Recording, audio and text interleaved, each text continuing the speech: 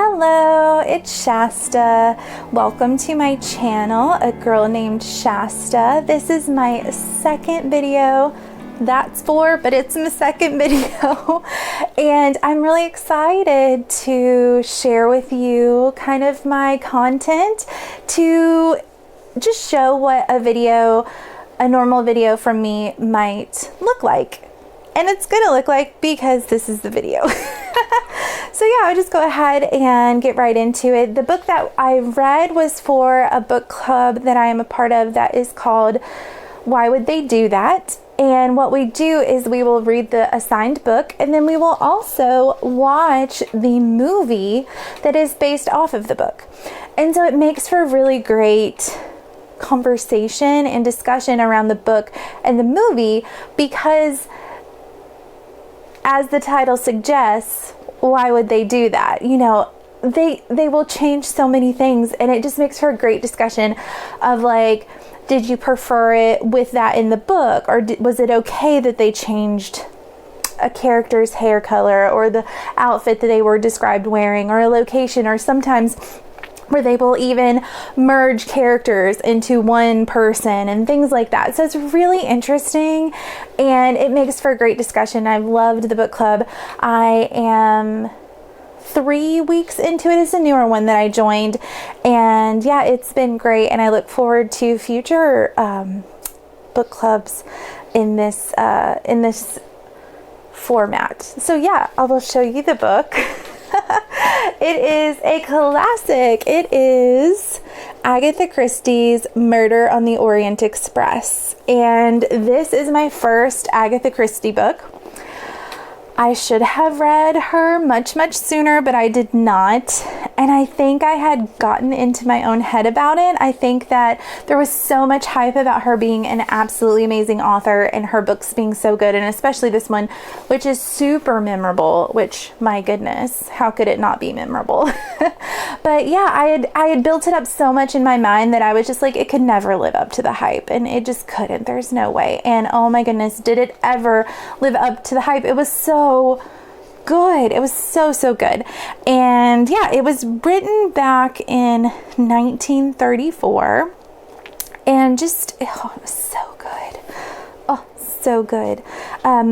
One of the things I love about book club also is that you just find these interesting facts when you talk to people at book club, because like everybody has their own take on the story, information, tidbits about the author, the series, experiences and whatnot. And I just love that. And one of the things that the librarian shared was that outside of the Bible and William Shakespeare, Agatha Christie is in the top 3 of the most popular, most sold author books ever. I mean, can you imagine that? I mean, the Bible and William Shakespeare, and she is in the top 3. That's insane.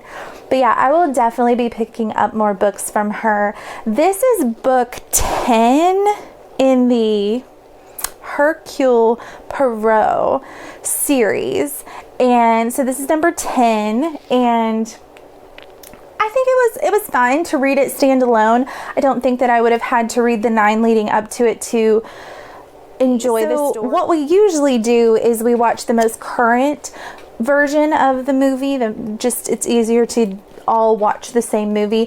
Where this one had 2. There was actually a movie made back in the 70s based on the book, and so I went ahead and watched that. It was not required for us to do, but I wanted to check it out because I had heard so much about it. And I didn't know a lot of the actors. Sean Connery was the most notable that I knew, and then also Ingrid Bergman was in it. But I did not know any other actors, and this was back in the 70s, 1974. And then the new version, which I saw in theaters when it came out with my best friend, it was unbelievable. It was so good, and the cast is just gigantic and elaborate and beautiful, and oh my goodness, it's gorgeous. And the fun thing about the movies, even outside of the book, is that the movie from the 70s was based solely on the book, But the movie that was just out a few years ago was based both on the book and the old movie. So there were things in the new movie that weren't in the book but were in the old movie. So I thought that was really cool. But yeah, it was amazing to read something that I'd hyped so much in my mind, and it actually was still really good. So I was super excited. But yeah, it was just, I've heard about the big reveal at the end, and that is something that I feel is legendary, and I don't know that if in a book that I am aware of has ever had such a shock factor in all of literary everness. That is not correct, but I'm sticking to it. But it was just so unbelievable to read this book and it to hold up so well with that shock factor. And going into it knowing sort of how it was going to end, I was still shocked, and it was so good. So if you have not read this book, I highly recommend it. It was great. And also just watch the movies too. They were both really good, and just it made the whole experience just a lot of fun, which is one of the reasons I just love this book club. Stories have also gone into Doctor Who, which you will find out very quickly as I'm discussing it in my second video. I am a big Doctor Who fan, and there were 2 episodes that were specifically dedicated to Agatha Christie or her work. And one of them is Mummy on the Orient Express, which was, I mean, it's in the name. It's straight up Agatha Christie's book. And it was loosely based. It was such a good episode, and I loved it. It was so good. And then there was also another episode that was actually based on Agatha Christie, and it was about her disappearance in I wrote it down, 26, when she had disappeared. And so the show writers of Doctor Who decided to do their kind of quirk on, well, why did she disappear and what actually happened when she disappeared. So that's a really good episode. It's called The Unicorn and the Wasp, and it's so good. Highly recommend. But yeah, I just think that this book is so good and it holds up so well.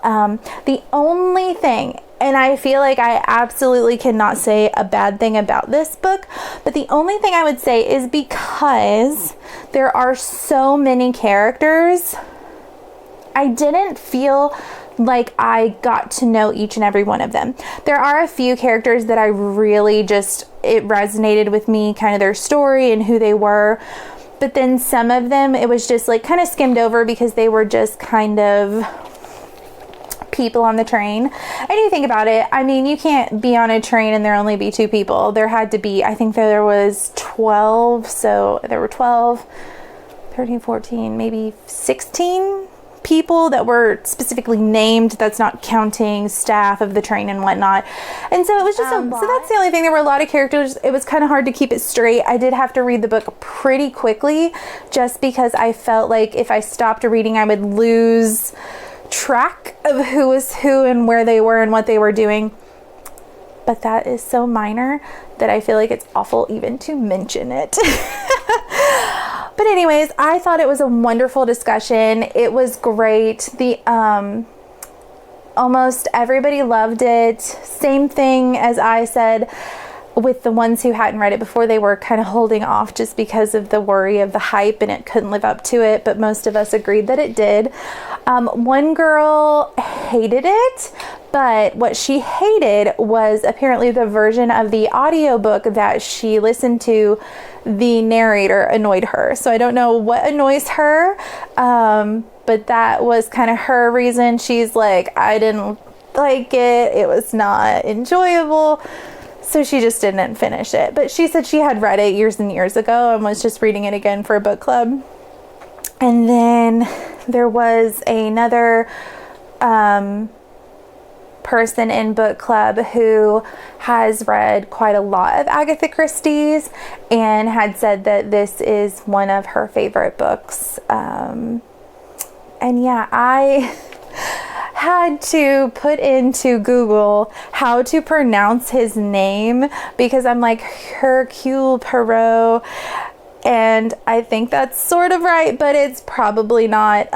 But it was funny because we're sitting in book club and we're all just like, how did you say it? Well, how did you say it? And so it was just funny.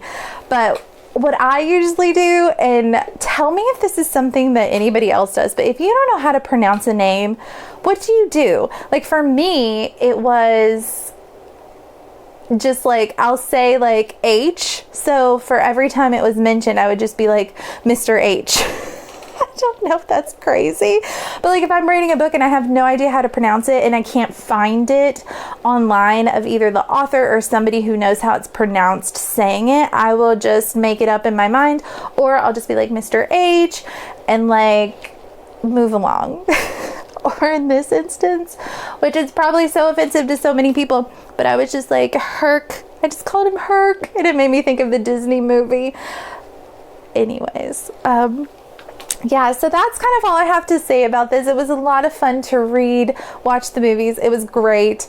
And we had a wonderful discussion in book club just about her style of writing, how it was just like, how did she come up with it? Like, how did she come up with that shock factor and setting up the whole scene, and why did she choose a train, and all these good questions. And yeah, and just thinking of what an amazing author and how many books she wrote, just amazing. And yeah, so that was this book club video, and I wanted to share that with you. And so yeah, if you haven't read Murder on the Orient Express, how gorgeous is this cover? And you are going to see all these lovely library stickers. And they don't put them in fun places. I have another one coming up where it's a huge sticker. But I love my library, and I know they have to check us out, and so they need a barcode. But anyways, I digress from library barcode placement. But if you have not read Agatha Christie's Murder on the Orient Express, check it out. I did write my review on Goodreads as well, which I will list below, and you can check that out if you want to. And my reviews are also no spoilers, just my impression of the book and my star rating. Comments or thoughts about this book, if you've read it, if you found it interesting, if you felt that it could live up to the hype of you reading it, knowing it was so popular, let me know. I would love to talk to you about it. And yeah, I hope you have a great rest of your day. Bye.